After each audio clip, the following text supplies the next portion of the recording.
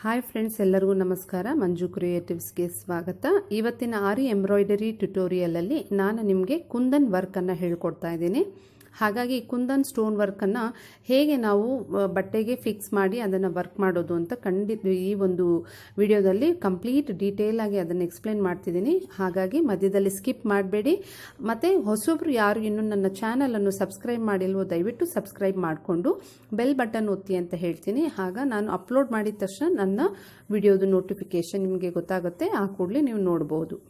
ಇವತ್ತು ನಾನು ನಿಮಗೆ ಹೇಳ್ಕೊಡ್ತಾ ಇರೋ ಈ ಒಂದು ಕುಂದನ್ ವರ್ಕಲ್ಲಿ ಎರಡು ರೀತಿಯ ಕುಂದನ್ಸನ್ನು ನಾವು ನೋಡ್ಬೋದು. ಒಂದು ಏನು ಅಂತಂದರೆ ಅದಕ್ಕೆ ಈ ರೀತಿ ಹೋಲ್ಸ್ ಇರುತ್ತೆ ಸ್ನೇಹಿತರೆ, ಈ ರೀತಿ. ಇನ್ನೊಂದಕ್ಕೆ ಈ ರೀತಿ ಪ್ಲೇನ್ ಆಗಿರುತ್ತೆ, ಇದಕ್ಕೆ ಯಾವುದೇ ರೀತಿಯ ಹೋಲ್ಸ್ ಇರಲ್ಲ.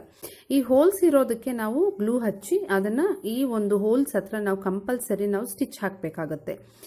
ಇದೆಲ್ಲ ಬೇರೆ ಬೇರೆ ಶೇಪಲ್ಲಿ ಇರೋದು ನಾನು ನೋಡಿ ಹೇಳ್ತೀನಿ ನಿಮಗೆ. ಇದು ತಿಲಕದ ಶೇಪ್ ಅಂತ ಹೇಳ್ತಾರೆ. ಅದರಲ್ಲಿ ಸ್ವಲ್ಪ ದೊಡ್ಡದು ಚಿಕ್ಕದು ಅಂತ ನಮಗೆ ಸೈಜಸ್ ಸಿಗುತ್ತೆ. ಇನ್ನೊಂದು ನೆನ್ಪಿಟ್ಕೊಳ್ಳಿ, ಈ ಒಂದು ಕುಂದನ್ಸಲ್ಲಿ ನಮಗೆ ಯಾವಾಗಲೂ ತುಂಬ ದೊಡ್ಡ ಸೈಜು ಬೇಕು ಅಂತಂದಾಗ ಹೋಲ್ಸ್ ರಂಧ್ರಗಳು ಇರುವಂತಹದ್ದು ಮಾತ್ರನೇ ಸಿಗುತ್ತೆ. ಈ ಥರ ಪ್ಲೇನ್ ಆಗಿರೋ ಅಂದರೆ ಹೋಲ್ಸ್ ಇಲ್ಲದೆ ಇರೋದ್ರಲ್ಲಿ ನಮಗೆ ಒಂದು ಕುಂದನನ್ನು ದೊಡ್ಡ ಸೈಜ್ ಕುಂದನ್ ನಮಗೆ ಸಿಗೋದಿಲ್ಲ. ಈ ಥರದ್ರಲ್ಲಿ ನಮಗೆ ನೋಡಿ, ಈ ಒಂದು ಎಕ್ಸಾಂಪಲ್ಗೆ ಇಲ್ಲಿ ಇಟ್ಟಿದ್ದೀನಲ್ಲ, ಈ ಥರನೇ ದೊಡ್ಡದು, ತುಂಬ ದೊಡ್ಡದು ಬೇಕು ಅಂತಂದರೆ ನಿಮಗೆ ಎಲ್ಲನೂ ಸಿಗುತ್ತೆ. ಆದರೆ ಅದಕ್ಕೆ ಹೋಲ್ಸ್ ಇರುತ್ತೆ. ಅದನ್ನು ಹೇಗೆ ನಾವು ಬಟ್ಟೆಗೆ ಗ್ಲೂ ಹಚ್ಚಿ ಅಷ್ಟೇ ಬಿಡೋ ಆಗೋದಿಲ್ಲ, ಅದನ್ನು ಕಂಪಲ್ಸರಿ ಸ್ಟಿಚ್ ಮಾಡಬೇಕು. ಸೂಜಿ ದಾರದಲ್ಲಿ ಮಾಡೋದು ಸುಲಭ, ಆದರೆ ಆರಿ ಎಂಬ್ರಾಯ್ಡ್ರಿಯಲ್ಲಿ ಮಾಡುವಾಗ ಅದು ಹೇಗೆ ಮಾಡೋದು ಅಂತ ನೋಡೋಣ. ಅದು ಅಲ್ದಿರ ನೀವು ತಿಳ್ಕೊಬೇಕಾಗಿರೋದು ಮೆಟೀರಿಯಲ್ಸ್ ಏನು ಅಂತಂದರೆ, ಈ ಕುಂದನ್ನು ಯಾವ್ದು ಬೇಕೋ ಅದಕ್ಕೆ ಮ್ಯಾಚಿಂಗ್ ಥ್ರೆಡ್ ಆದರೂ ಸರಿ, ಬಟ್ಟೆ ಹೊಲಿಯೋ ಥ್ರೆಡ್ಡು, ಮತ್ತು ಅಥವಾ ಒಮ್ಮೊಮ್ಮೆ ಕೆಲವರು ವರ್ಕ್ ಮಾಡುವಾಗ ಈ ಥರ ಜರಿ ಥ್ರೆಡ್ಡಲ್ಲೇ ನಾವು ಯೂಸ್ ಮಾಡಿಕೊಂಡು ಇದನ್ನು ಲಾಕ್ ಮಾಡ್ಕೋಬೋದು. ಇದನ್ನು ಐ ಶೇಪ್ ಅಂತಾರೆ, ಇದು ತಿಲ್ಕದ ಶೇಪು, ಇದು ರೌಂಡ್ ಶೇಪು. ಇದರಲ್ಲಿ ನಿಮಗೆ ಸುಮಾರು ಸೈಜಸ್ಸು ನಿಮಗೆ ಸಿಗ್ತಾ ಹೋಗುತ್ತೆ ಸ್ನೇಹಿತರೆ. ನೋಡಿ, ಇದರಲ್ಲಿ ಶೇಪು ಈ ರೌಂಡ್ ಆದರೆ ಇದರಲ್ಲಿ ಮಧ್ಯದಲ್ಲಿ ಸ್ವಲ್ಪ ಉಬ್ಕೊಂಡಿದೆ, ಈ ರೀತಿ ಶಾರ್ಪ್ ಇದೆ. ಮತ್ತು ಹಾರ್ಟ್ ಶೇಪಲ್ಲಿರೋದು, ಮ್ಯಾಂಗೋ ಮೋಟಿವಲ್ಲಿ ಮ್ಯಾಂಗೋ ಶೇಪಲ್ಲಿರುವಂಥದ್ದು, ಫ್ಲವರ್ ಟೈಪಲ್ಲಿರುವಂತಹದ್ದು ಕುಂದನ್ಸ್ ಅಂತ ಹೇಳ್ಬೋದು. ಇವಲ್ಲದೆ ಈ ರೀತಿಯ ಒಂದು ಸ್ಟಿಕ್ ಮಾಡುವಂತಹ ಒಂದು ಕುಂದನ್ ಟೈಪ್ ಸಿಗುತ್ತೆ ಸ್ನೇಹಿತರೆ. ಇದನ್ನು ನೀವು ತೆಗೆದಿಟ್ಕೊಳ್ಳಿ. ಇನ್ನೊಂದು ಹೇಳಬೇಕು ಅಂತಂದರೆ, ನಾನು ಇದಕ್ಕೆ ಆರಿ ಎಂಬ್ರಾಯ್ಡ್ರಿ ನೀಡಲ್ ಅಂದರೆ 23 0.45 mm ಆ ನೀಡಲನ್ನೇ ಹೆಚ್ಚಾಗಿ ಬಳಸ್ತೀನಿ. ನಾನು ಹೆಚ್ಚಾಗಿ ಈ ರೀತಿ ಪಿನ್ ಮಾಡಿ ಇಟ್ಕೊಂಡಿರ್ತೀನಿ ಸ್ನೇಹಿತರೆ. ನೋಡಿ, ಈ ರೀತಿ ಆ ಒಂದೊಂದು ಕಲರನ್ನು ನಾನು ಎಲ್ಲ ಸೇರಿ ಒಟ್ಟಿಗೆ ಈ ರೀತಿ ಪಿನ್ ಮಾಡ್ತೀನಿ. ಆಗ ನಾನು ಒಂದು ಬ್ಲೌಸ್ ವರ್ಕ್ ಮಾಡುವಾಗ ಯಾವುದು ಬೇಕು ಅಂತಂದಾಗ ನಾನು ಜಸ್ಟ್ ಈ ರೀತಿ ಎತ್ಕೊಂಡಿದ್ದೀನಿ ಅಂದರೆ ಎಲ್ಲ ಶೇಪುದು ನೋಡಿ, ಇದು ತಿಲಕ ಶೇಪ್ ಇದೆ, ರೌಂಡ್ ಇದೆ, ದೊಡ್ಡದು, ಚಿಕ್ಕದು, ಐ ಶೇಪು ಎಲ್ಲ ಸಿಕ್ಬಿಡುತ್ತೆ. ಹಾಗಾಗಿ ನನಗೆ ಬಹಳ ಸುಲಭವಾಗಿ ನಾನು ವರ್ಕ್ ಮಾಡ್ಕೋಬೋದು.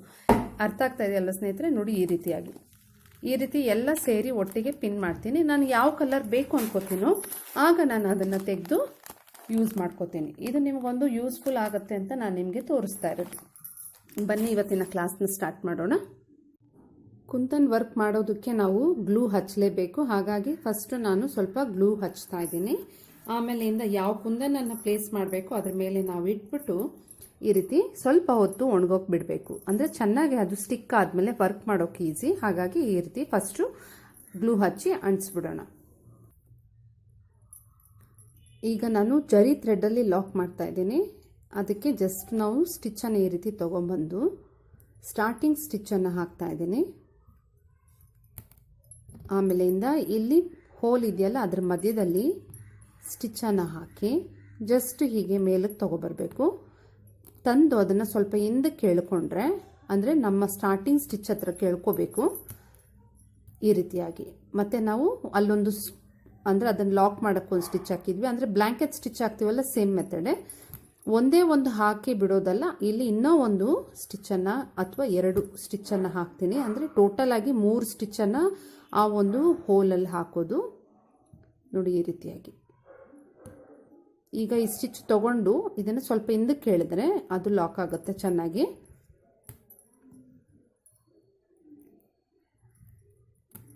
ಈ ರೀತಿಯಾಗಿ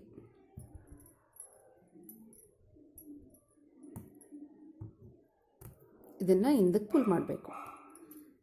ಈಗ ಗೊತ್ತಾಗಿದ್ದಲ್ವ ಸ್ನೇಹಿತರೆ? ಈ ರೀತಿಯಾಗಿ ಈ ರೀತಿ ನೀಟಾಗಿ ನಾವು ಮಾಡ್ಕೊಂಡ್ಮೇಲೆ ನಾವು ಜರ್ದೋಸಿ ಈ ಒಂದು ಜರಿ ನಾವು ಕಂಟಿನ್ಯೂಷನ್ ಇತ್ತು ಅಂದರೆ ನಾವು ಇದನ್ನ ಚೈನ್ ಸ್ಟಿಚ್ಚಲ್ಲಿ ಹಾಕ್ಕೊಳ್ತಾ ಇಲ್ಲಿವರೆಗೂ ಹೋಗಿ ಇಲ್ಲಿ ನಾವು ಮತ್ತೆ ಲಾಕ್ ಮಾಡ್ಕೋಬೋದು. ಅಥವಾ ನಾವು ನಾರ್ಮಲ್ ಥ್ರೆಡ್ಡಲ್ಲಿ ಮಾಡಿದರೆ ನಾವು ಇಲ್ಲಿ ಎಂಡ್ ನಾಟ್ ಕಂಪಲ್ಸರಿ ಹಾಕಬೇಕಾಗತ್ತೆ. ಈ ರೀತಿ ಇದಕ್ಕೆ ಎಂಡ್ ನಾಟ್ ಹಾಕಿ ಇದನ್ನು ಸೆಕ್ಯೂರ್ ಮಾಡ್ಕೊಂಬಿಡಿ. ಇದಾದ್ಮೇಲಿಂದ ಮತ್ತೆ ನಾವು ಈ ಕಡೆಗೆ ಹೋಗಬೇಕು. ಆಚೆ ಫಸ್ಟು ಒಂದು ಸ್ಟಿಚ್ ತಗೊಳ್ಳಿ. ಇಲ್ಲಿ ಅಂದರೆ ಆ ಕುಂದನ್ ಹತ್ರ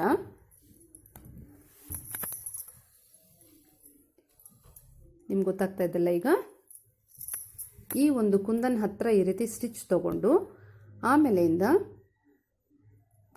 ನಾವು ಈ ಒಂದು ಹೋಲಿಂದ ಮತ್ತೆ ಸ್ಟಿಚ್ಚನ್ನು ಹೊರಗಡೆ ತರಬೇಕು. ಆ ಸ್ಟಿಚ್ಚನ್ನು ಏನು ಮಾಡಬೇಕು, ಮತ್ತೆ ನಾವು ಹೀಗೆ ಹಿಂದಕ್ಕೆ ಪುಲ್ ಮಾಡ್ಕೊಂಡಾಗ ಅದು ಲಾಕ್ ಆಗುತ್ತೆ. ಅದೇ ರೀತಿ ನಾವು 3 ಬಾರಿ ಮಾಡ್ಕೋಬೇಕು. ದೊಡ್ಡ ಕುಂದನ್ ಆಗಿರೋದ್ರಿಂದ 3 ಬಾರಿ ಮಾಡ್ಕೊಳ್ಳಿ. ಚಿಕ್ಕ ಕುಂದನ್ಸ್ಗೆಲ್ಲ 2 ಟೈಮ್ಸ್ ಮಾಡಿಕೊಂಡ್ರೆ ಸಾಕಾಗುತ್ತೆ.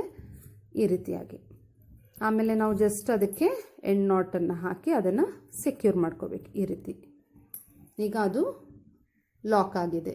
ಅದೇ ಮೆಥಡಲ್ಲಿ ಇಲ್ಲಿ ನಾವು ಹಾಕ್ಕೋಬೋದು. ಅಥವಾ ನಾನು ಇಲ್ಲಿ ಏನಕ್ಕೆ ತೋರಿಸ್ತಾ ಇದ್ದೀನಿ ಅಂದರೆ, ಇನ್ ಕೇಸ್ ನಾವು ಬೀಡ್ ಹಾಕ್ಕೊಂಡು ವರ್ಕ್ ಮಾಡಬೇಕಾಗುತ್ತೆ ಅಂದ್ಕೊಳ್ಳಿ, ಆಗ ಏನು ಮಾಡಬೇಕಾಗುತ್ತೆ, ಇದೇ ಮೆಥಡಲ್ಲೇ ಜಸ್ಟ್ ಇದನ್ನು ಹಾಕ್ಕೊಂಡು ಈ ರೀತಿ ಸ್ಟಿಚ್ ಹಾಕಿ ಇನ್ನು ಸ್ವಲ್ಪ ಡ್ರೈ ಆದಮೇಲೆ ಇದನ್ನು ವರ್ಕ್ ಮಾಡಿ ತೋರಿಸ್ತೀನಿ ಸ್ನೇಹಿತರೆ. ಈಗ ಕಂಟಿನ್ಯೂ ಮಾಡಬೇಕು ಅಂತಂದರೆ ವರ್ಕನ್ನು, ಆಗ ನಾವು ಜಸ್ಟ್ ಈ ಕಡೆ ಮಾತ್ರ ಒಂದು ಕಡೆ ಲಾಕ್ ಮಾಡಿದ್ದು, ಇನ್ನೊಂದು ಕಡೆ ಮಾಡಿಲ್ಲ. ನಾವು ನಮ್ಮ ವರ್ಕನ್ನು ಹಾಗೆ ಕಂಟಿನ್ಯೂ ಮಾಡ್ಕೋಬೋದು. ಅಂದರೆ ನಾನು ಈಗ ಈ ಬೀಡ್ಸನ್ನು ಹಾಕ್ತಾ ಇದ್ದೀನಿ ಜಸ್ಟ್ ಈ ಒಂದು ಕುಂದನ್ಗೆ ಔಟ್ಸೈಡು ಔಟ್ಲೈನ್ ಆಗಿ ಈ ರೀತಿ ಹಾಕ್ಕೊಂಡು ಕೂಡ ನಾವು ಮಾಡ್ಕೋಬೋದು ಅನ್ನೋ ಒಂದು ನಿಮ್ಗೆ ಐಡಿಯಾ ಸಿಗಬೇಕಲ್ಲ, ಅದಕ್ಕೋಸ್ಕರ ತೋರಿಸ್ತಿರೋದು.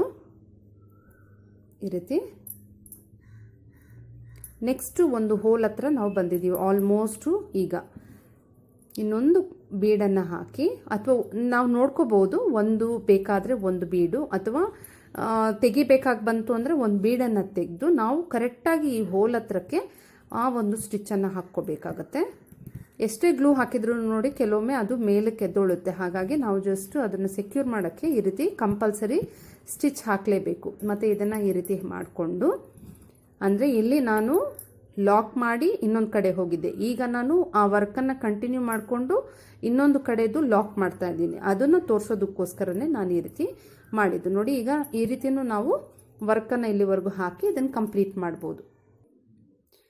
ಈಗ ನೋಡಿ ಆಲ್ಮೋಸ್ಟ್ ನಾನು ಈ ಒಂದು ಸ್ಟಾರ್ಟಿಂಗ್ ಪಾಯಿಂಟಿಗೆ ಬಂದಿದ್ದೀನಿ. ಇಲ್ಲಿ ಬಂದ ಮೇಲೆ ಮತ್ತೆ ನಾವು ಈ ರೀತಿ ಹಾಕಿ, ಆಲ್ರೆಡಿ ನಾವು ಒಂದು ಸ್ಟಿಚ್ ಹಾಕಿದ್ವಿ ಹೋಲಲ್ಲಿ, ಇನ್ನೂ ಬೇಕಾದರೆ ಇನ್ನೂ ಒಂದು ಸ್ಟಿಚ್ ಹಾಕಿ, ನಾವು ಒಂದೇ ಒಂದು ಸ್ಟಿಚ್ ಹಾಕಿದ್ವಲ್ಲ ಇಲ್ಲಿ, ಹಾಗಾಗಿ ಇನ್ನೂ ಒಂದು ಸ್ಟಿಚ್ಚನ್ನು ಹಾಕಿ ನಾನು ಈ ಒಂದು ಸರ್ಕಲ್ ಅಥವಾ ಈ ಒಂದು ರೌಂಡನ್ನು ನಾನು ಕಂಪ್ಲೀಟ್ ಮಾಡ್ತಾ ಇದ್ದೀನಿ.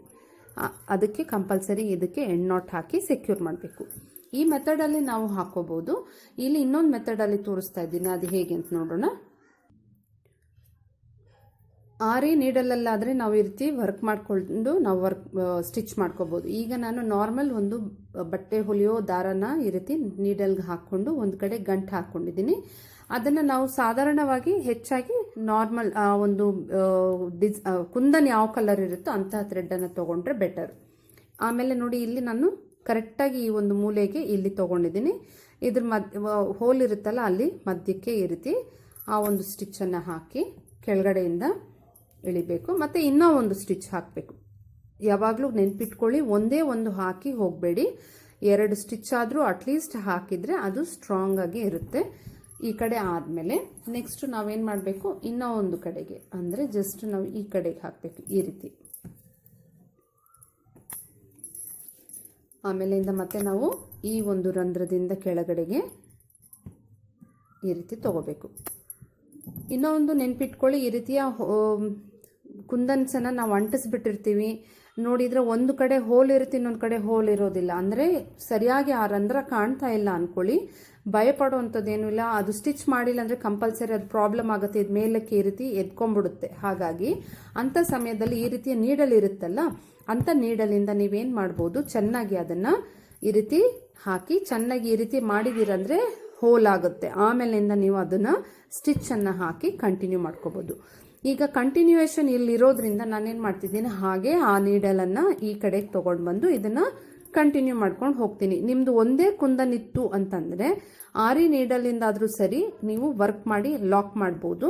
ಆದರೆ ಸೂಜಿ ದಾರದಲ್ಲಿ ಮಾಡುವಾಗ ಕಂಪಲ್ಸರಿ ಇದು ಕಂಪ್ಲೀಟಾಗಿ ಎಲ್ಲ ಮುಗಿಸಿ ಆದಮೇಲೆ ನೀವೇನು ಮಾಡಬೇಕಾಗುತ್ತೆ, ಹಿಂಬದಿ ಅಂದರೆ ಬ್ಯಾಕ್ ಸೈಡು ಲಾಕ್ ಮಾಡಬೇಕಾಗತ್ತೆ. ಅಂದರೆ ನಾಟ್ ಹಾಕಿ ಅದನ್ನು ಸೆಕ್ಯೂರ್ ಮಾಡಬೇಕು, ಅದು ಕಂಪಲ್ಸರಿ. ಈ ರೀತಿ ಹಾಕೋದು ಒಂದು ಮೆಥಡು. ನಿಮ್ಗೆ ಯಾವ ಮೆಥಡ್ ಬೇಕೋ ಆ ಮೆಥಡಲ್ಲಿ ನೀವು ಈ ಒಂದು ಸ್ಟಿಚ್ಚನ್ನು ಅಂದರೆ ಕುಂದನನ್ನು ಅಂಟಿಸ್ಕೋಬೋದು. ಅಂದರೆ ವರ್ಕ್ ಮಾಡೋದಕ್ಕೆ ಸುಲಭ ಆಗುತ್ತೆ ಈ ರೀತಿ ಮಾಡೋದ್ರಿಂದ.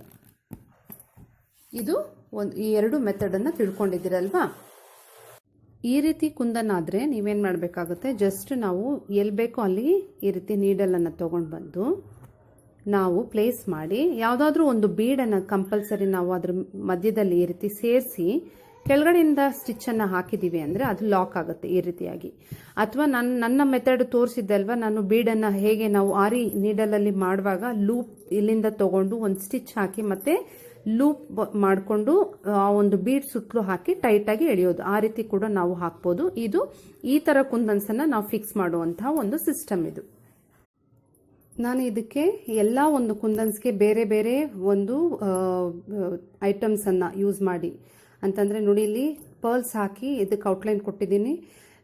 ಇದೆಲ್ಲ ಚಮ್ಕಿ ಅಥವಾ ಸೀಕ್ವೆನ್ಸ್ ಅಂತೀವಲ್ಲ ಅಂಥದನ್ನು ಔಟ್ಲೈನ್ ಕೊಟ್ಟಿದ್ದೀನಿ. ಇದಕ್ಕೆ ಕಟ್ ದಾನ ಅಂತ ಹೇಳ್ತೀವಲ್ಲ, ಅಥವಾ ಈ ಒಂದು ಚಿಕ್ಕ ಚಿಕ್ಕ ಒಂದು ಟ್ಯೂಬ್ಸ್ ಟೈಪ್ ಇರುತ್ತಲ್ಲ ಅಂಥದ್ದನ್ನು ಔಟ್ಲೈನ್ ಆಗಿ ಕೊಟ್ಟಿದ್ದೀನಿ. ಇದು ಜರ್ದೋಸಿದು, ಅದ್ರದ್ದು 2 ಲೈನ್ ಕೊಟ್ಟಿದ್ದೀನಿ. ಮತ್ತು ಈ ಸ್ಟೋನ್ ವರ್ಕು ನೀವು ಕಲ್ತಿದ್ರಲ್ಲ ಅದ್ರದ್ದು ಒಂದು ಲೈನನ್ನು ಕೊಟ್ಟಿದ್ದೀನಿ. ಈ ರೀತಿ ನಾವು ಔಟ್ಲೈನು ಯಾವ ರೀತಿ ಬೇಕಾದರೂ ನಾವು ಅದಕ್ಕೆ ಕೊಟ್ಟು ಅದನ್ನು ಕಂಪ್ಲೀಟ್ ಮಾಡ್ಬೋದು. ಕಂಪಲ್ಸರಿ ವರ್ಕ್ ಆದಮೇಲೆ ಇದಕ್ಕೆ ನಾವು ಔಟ್ಲೈನ್ ಆಗಿ ಜರಿದು ಔಟ್ಲೈನ್ ಕೊಡಬೇಕು. ಇದೆಲ್ಲ ನಾನು ಒಂದೊಂದು ಬೇರೆ ಬೇರೆ ಐಟಮ್ಸನ್ನು ಯೂಸ್ ಮಾಡಿರೋದಲ್ವಾ. ನಾವು ಬೇಕಂತಂದರೆ ಜಸ್ಟ್ ನಾವು ಈ ಒಂದು ಜರಿ ಇದೆಯಲ್ಲ ಅದರಲ್ಲೇ ಔಟ್ಲೈನ್ ಕೊಟ್ಟು ಕೂಡ ನಾವು ಮುಗಿಸ್ಕೋಬಹುದು. ಇಲ್ಲಿ ತೋರಿಸುವಂಥದ್ದು ಒಂದು ಪ್ಯಾಟರ್ನ್ ಅನ್ನು ನೋಡ್ಕೊಳ್ಳಿ. ಯಾಕಂದ್ರೆ ಈ ಒಂದು ಕುಂದನನ್ನು ನಾವು ಜಸ್ಟ್ ಈ ಶೇಪ್ ಅಥವಾ ಒಂದು ಮೋಟಿವ್ ಆಗಿ ಒಂದು ಡಿಸೈನ್ಗೆ ಮಾತ್ರನೇ ಅಲ್ದಿರಾ, ಈಗ ನಾವು ಫ್ಲವರ್ ಆಗಿ ಏನಾದರೂ ಯೂಸ್ ಮಾಡ್ತಿದ್ದೀವಿ ಅನ್ಕೊಳ್ಳಿ, ಪೆಟಲ್ ಪರ್ಪಸ್ ಆಗಿ, ಅದಕ್ಕೆ ಇಲ್ಲಿ ನಾನು ತೋರಿಸ್ತಾ ಇರೋದು ಒಂದು ಡಿಸೈನ್ ನೋಡ್ಕೊಳ್ಳಿ. ಇದಕ್ಕೆ ಏನು ಮಾಡ್ಕೋಬಹುದು ನೀವು, ಎಕ್ಸಾಂಪಲ್ ಈ ಥರ ಥ್ರೆಡ್ದು ಎಂಬೋಸಿಂಗ್ ಬೇಕು ಅಂತಂದರೆ ಅದಕ್ಕೆ ಒಳ್ಳೆ ಎಕ್ಸಾಂಪಲ್ ಇದು. ಜಸ್ಟ್ ನಾನೀಗ ಇಲ್ಲಿ 2 ದಾರನ ಸ್ಟಾರ್ಟಿಂಗ್ ಸ್ಟಿಚ್ ಹಾಕ್ಕೊಂಡು ಇದಕ್ಕೆ ಸರಿಯಾಗಿ ಈಕ್ವಲ್ ಡಿಸ್ಟೆನ್ಸಲ್ಲಿ, ಅಂದರೆ ಅದಕ್ಕೆ ಮಧ್ಯದಿಂದನೇ ನಾವು ಇದನ್ನು ವರ್ಕ್ ಮಾಡ್ಕೋಬೇಕು. ಇದಕ್ಕೆ ಅಂದರೆ ಇದು ನಾವು ಥ್ರೆಡ್ ಲೋಡಿಂಗ್ ಸ್ಟಿಚ್ ಕೊಡ್ತಾ ಇದ್ದೀನಿ ಇದಕ್ಕೆ. ಆ ರೀತಿ ಮಾಡೋದ್ರಿಂದನೂ ನಿಮಗೆ ಇದನ್ನು ಲೋಡಿಂಗ್ ಪರ್ಪಸ್ ಆಗಿ, ಅಂದರೆ ಆ ಪೆಟಲ್ ಶೇಪ್ ಕೊಡೋದಕ್ಕೋಸ್ಕರ ನೀವು ಜಸ್ಟ್ ಥ್ರೆಡ್ ಹಾಕಿ ಕೆಳಗಡೆ ನಾವು ಕೊಡ್ತೀವಲ್ಲ, ಅದಕ್ಕೆ ಬದಲು ಈ ಥರ ಒಂದು ಕುಂದನಿಂದನೂ ನಾವು ಎಂಬೋಸಿಂಗ್ ಲುಕ್ ಕೊಡ್ಬೋದು. ಅದಕ್ಕೋಸ್ಕರನೇ ಇದನ್ನು ಹಾಕಿ ತೋರಿಸ್ತಾ ಇರೋದು. ಈ ರೀತಿಯಾಗಿ 2 ದಾರದಲ್ಲಿ ನಾವು ಮಾಡ್ಕೋಬೇಕು.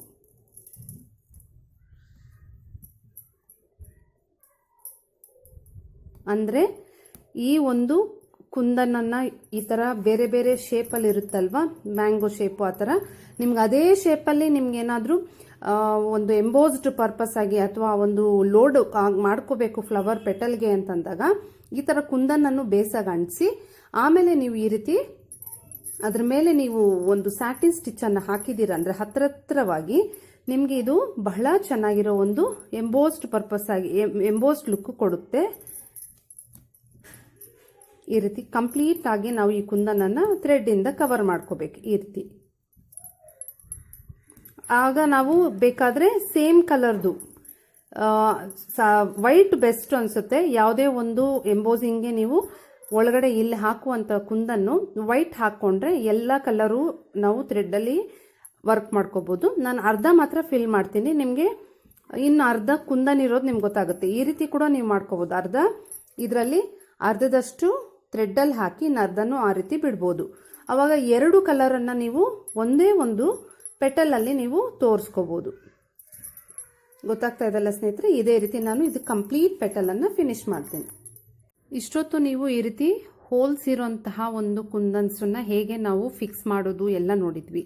ಈ ರೀತಿ ಕುಂದನ್ಸ್ ಆದರೆ ನಾವು ಜಸ್ಟ್ ಎಲ್ಲಿ ಬೇಕೋ ಅಲ್ಲಿ ಗ್ಲೂ ಹಚ್ಚಿಬಿಟ್ಟು ಈ ರೀತಿ ಅಪ್ಲೈ ಮಾಡಿ ಎಲ್ಲಿ ಬೇಕೋ ಅಲ್ಲಿ ಸ್ವಲ್ಪ ಒಂದಿಷ್ಟಿಷ್ಟು ಅಂದರೆ ಆ ಕುಂದನ್ ಸೈಜ್ ಯಾವ ರೀತಿ ಇದೆಯೋ ಅದಕ್ಕೆ ಸರಿಯಾಗಿ ನಾವು ಈ ರೀತಿ ಹಾಕಿ, ಮತ್ತು ಇದ್ರದ್ದು ಹಿಂಬದಿಯಿಂದ ಸ್ವಲ್ಪ ಗ್ಲೂ ತೊಗೊಂಡು ಇದನ್ನು ಜಸ್ಟ್ ಅಂಟಿಸ್ಬೇಕು. ಚೆನ್ನಾಗಿ ಒಣಗೋಕೆ ಬಿಟ್ಟಿದ್ದೀವಿ ಅಂದರೆ ಇದು ಫಿಕ್ಸ್ ಆಗಿಬಿಡುತ್ತೆ ಸ್ನೇಹಿತರೆ. ಈ ರೀತಿ ಹಾಕಿದ ಮೇಲೆ ಸೇಮ್ ನಾನು ಈ ಒಂದು ಕುಂದನನ್ನು ದೊಡ್ಡ ಕುಂದನ್ಸ್ಗೆ ಹೇಗೆ ಔಟ್ಲೈನ್ ಕೊಟ್ಟನೋ ಅದೇ ಪರ್ಪಸ್ ಆಗಿ ಅದೇ ರೀತಿಯಲ್ಲಿ ಇದಕ್ಕೂ ನಾವು ಔಟ್ಲೈನ್ಸ್ ಆಗಿ ಕೊಡ್ಬೋದು. ಯಾವ ಥರ ಬೇಕೋ ಹಾಗೆ ನಾವು ಡಿಸೈನ್ ಎಕ್ಸ್ಟೆಂಡ್ ಮಾಡಿಕೊಂಡು ನಮ್ಮ ಈ ಒಂದು ಬ್ಲೌಸನ್ನು ಅಥವಾ ಸ್ಯಾರಿನಲ್ಲಿ ಕೂಡ ನಾವು ಈ ಕುಂದನ್ಸನ್ನು, ಈ ಸ್ಟಿಕ್ ಮಾಡುವಂಥ ಕುಂದನ್ಸನ್ನು ಅಂಟಿಸ್ಕೋಬೋದು. ಬಹಳ ಸುಲಭ, ಫಾಸ್ಟಾಗಿ ಕೆಲಸ ಆಗುತ್ತೆ ಸ್ನೇಹಿತರೆ. ಇದೆಲ್ಲ ಇಲ್ಲಿ ಜಸ್ಟ್ ನಿಮಗೆ ತೋರಿಸೋದಕ್ಕೋಸ್ಕರ ಇವೆಲ್ಲ ನಾನು ಮಾಡ್ತಾ ಇರೋದು. ನಿಮ್ಗೆ ಹೇಗೆ ಬೇಕೋ ಹಾಗೆ ಇದನ್ನೆಲ್ಲ ಅಂಟಿಸ್ಕೋಬೋದು. ಮತ್ತು ಇದು ಚೆನ್ನಾಗಿ ಒಣಗೋಕೆ ಬಿಟ್ಟಿದ್ದೀವಿ ಅಂತಂದರೆ ನಮ್ಮ ಈ ಒಂದು ಕುಂದನ್ ಅಲ್ಲಿ ಹೇಳ್ಕೊಡ್ಬೇಕಾಗಿರೋ ಆಲ್ಮೋಸ್ಟ್ ನನಗೆ ಗೊತ್ತಿರೋ ಅಂಥದ್ದನ್ನು ನಾನು ಇದರಲ್ಲಿ ಕವರ್ ಮಾಡಿದ್ದೀನಿ. ಹಾಗಾಗಿ ಇನ್ನಷ್ಟು ನೆಕ್ಸ್ಟು ಜರ್ದೋಸಿದು ನಿಮಗೆ ಹೇಳ್ಕೊಡೋದಿದೆ. ಹಾಗಾಗಿ ಇದಾಗಲೇ ನೀವು ಯಾರು ಸಬ್ಸ್ಕ್ರೈಬ್ ಮಾಡಿದ್ದೀರೋ ಅವರೆಲ್ಲರಿಗೂ ಧನ್ಯವಾದಗಳು. ಇನ್ನು ಯಾರು ಮಾಡಿಲ್ವೋ ಅವ್ರು ದಯವಿಟ್ಟು ಸಬ್ಸ್ಕ್ರೈಬ್ ಮಾಡ್ಕೊಳ್ಳಿ. ಇನ್ನಷ್ಟು ವಿಡಿಯೋಸ್ ಅಪ್ಲೋಡ್ ಮಾಡೋದಿದೆ, ಇನ್ನಷ್ಟು ನೀವು ಕಲಿಬೇಕು, ಇನ್ನಷ್ಟು ನಾನು ಹೇಳ್ಕೊಡೋದಿದೆ. ಹಾಗಾಗಿ ಇಷ್ಟೊತ್ತು ನನ್ನ ವಿಡಿಯೋ ನೋಡಿದ್ದ ತಮ್ಮೆಲ್ಲರಿಗೂ ಧನ್ಯವಾದಗಳು ಫ್ರೆಂಡ್ಸ್.